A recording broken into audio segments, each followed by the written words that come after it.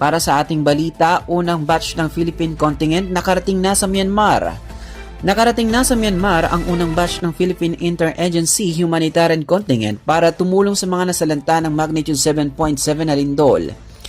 Based sa Office of the Civil Defense nitong hapon ng Martes, Abril 1, lumapak ang dalawang C-130 planes na kinalululanan ng Medical Search and Rescue Team ng Pilipinas sa may Naypyidaw Airport, Myanmar matapos mag-refuel sa Phitsanulok Airport sa Thailand.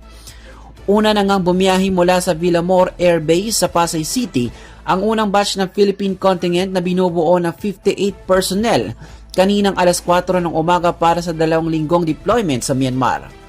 Ang natitirang 33 miyembro ay nakatakda ng bumiyahi bukas Abril 2 sakay ng isang C-130 aircraft ayon sa Philippine Air Force.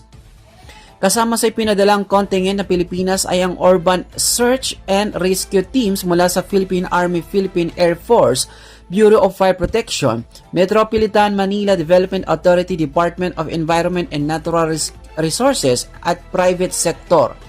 Gayon din ang Medical Assistance Team mula sa Department of Health, Philippine Emergency Medical Assistance Team, Visayas at Office of the Civil Defense Coordinators.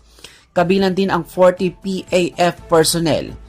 Sa pinakahiuntulutang ulat, lagpas na sa 2,000 ang nasawi sa tumamang malakas na lindol habang mahigit 3,000 ang naitalang nasugatan at 270 ang patuloy na pinaghahanap kung saan may 4 na Pilipinong nananatiling unaccounted.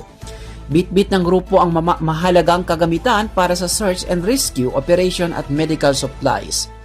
At yan ang ating update balita. Ito po ang inyong lingkod, si Loy Imam, nag-uulat.